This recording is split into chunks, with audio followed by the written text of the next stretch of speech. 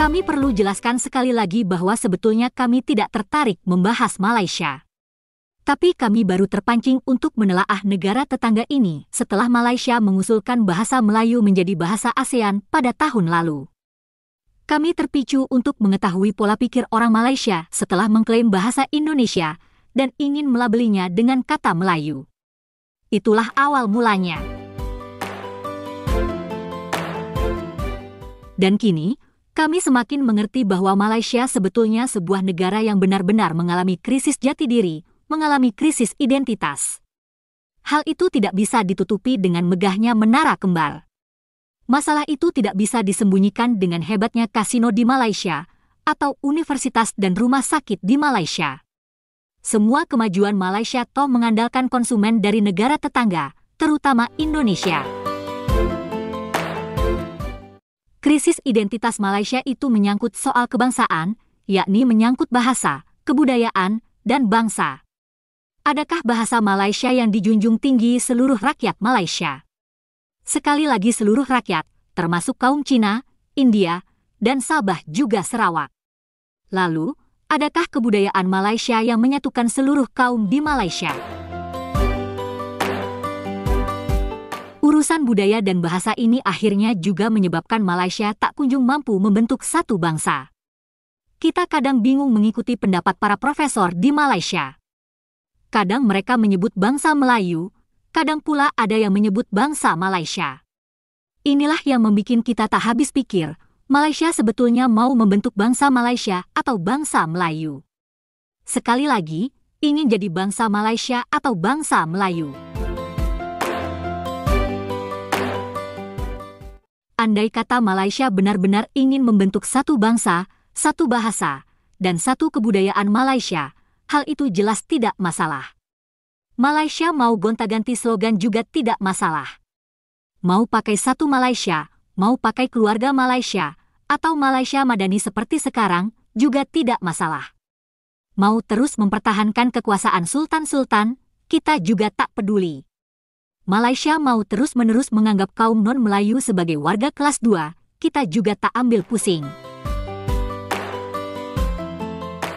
Semua itu urusan Malaysia. Semua itu adalah hak Malaysia sebagai sebuah negara yang telah diberi kemerdekaan oleh Inggris. Hanya saja, kami wajib menanggapi bila Malaysia ingin mengembangkan konsep bangsa Melayu, apalagi Mahawangsa Melayu.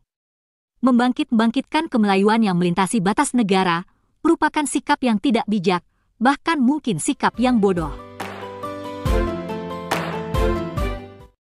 Kenapa tidak bijak? Coba saja kita pikirkan secara mendalam, kalau perlu kita masuk dulu ke bilik merenung. Dengan bikin konsep Melayu antar bangsa antar negara seperti itu, apakah Malaysia tidak risih dengan negara tetangga seperti Singapura, Thailand, Indonesia, juga Filipina? Masing-masing negara tentu ingin menjadi sebuah negara dan bangsa yang kuat. Itu sebabnya, Thailand pun menerapkan pentingnya warga negaranya menguasai bahasa Thai. Jangan heran bila masyarakat di kawasan Patani pun lebih mementingkan bahasa Thai ketimbang bahasa Melayu. Karena itu bahasa Melayu di Patani kini terancam pupus. Hal yang sama juga terjadi di Singapura. Bahasa Melayu di Singapura juga mulai tergusur oleh bahasa Inggris. Adapun di Indonesia, suku Melayu sangat paham kapan mereka menggunakan bahasa daerah Melayu dan kapan memakai bahasa Indonesia. Bahasa Melayu sebagai bahasa daerah di Indonesia tidaklah bisa dibandingkan dengan bahasa Indonesia. Karena bahasa Indonesia merupakan bahasa pemersatu dan bahasa resmi negara. Setelah 1 abad, bahasa Indonesia juga telah sanggup mendorong terbentuknya kebudayaan baru Indonesia. Bahasa Indonesia pun telah menjadi jiwa bangsa Indonesia. Nah, kaum Melayu Malaysia kerap menyebut bahasa Melayu sebagai jiwa bangsa. Yang jadi pertanyaan, jiwa bangsa yang mana? Jiwa bangsa Malaysia atau jiwa bangsa Melayu? Kalau bahasa sebagai jiwa bangsa Malaysia, kenapa sering menyeret-nyeret bahasa Melayu di luar Malaysia? Kenapa Malaysia menyeret-nyeret pula bahasa Indonesia? Sekali lagi, kalau bahasa Melayu sebagai jiwa bangsa Malaysia, kenapa harus membawa-bawa bahasa Indonesia yang telah menjadi jiwa dan simbol bangsa Indonesia? Itulah sikap kaum Melayu Malaysia yang bikin pening tetangga. Kalau orang Malaysia ingin membentuk satu bangsa dan satu bahasa Malaysia, kenapa pula gembar-gembor mengenai konsep alam Melayu dan bermimpi mengenai Mahawangsa Melayu? Dongeng alam Melayu ini jelas menyinggung perasaan bangsa Indonesia, bangsa Thailand, bahkan juga Filipina. Seperti juga negara lain, Filipina pun mengutamakan pembentukan satu bangsa dan bahasa. Bahkan, orang Filipina yang tampil di ajang America's Got Talent, ia tidak fasih berbahasa Inggris dan harus dibantu penerjemah. Karena bahasa kebangsaan Filipina adalah bahasa Filipino. Dengan kata lain, konsep alam Melayu yang dibikin Malaysia sebenarnya lebih banyak mudaratnya. Konsep ilusi ini membuat negara-negara tetangga bingung, bahkan cenderung tidak menyukai pola pikir kaum Melayu Malaysia. Semua negara sibuk memperkuat rasa kebangsaan masing-masing, tapi kaum Melayu Malaysia hidup di alam ilusi.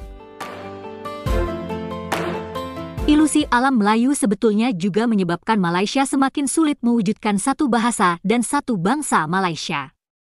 Kaum Melayu Malaysia seolah bermimpi sendiri, berilusi sendiri, tanpa melibatkan kaum Cina, India, penduduk asli dan rakyat di Sabah dan Sarawak. Dan dengan pola pikir yang aneh seperti itu, jangan heran jika kaum Melayu Malaysia selalu jadi bahan candaan tetangganya.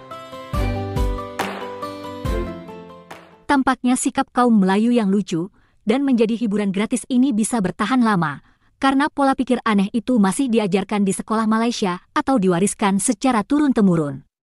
Terima kasih sudah menonton video ini. Sampai jumpa lagi.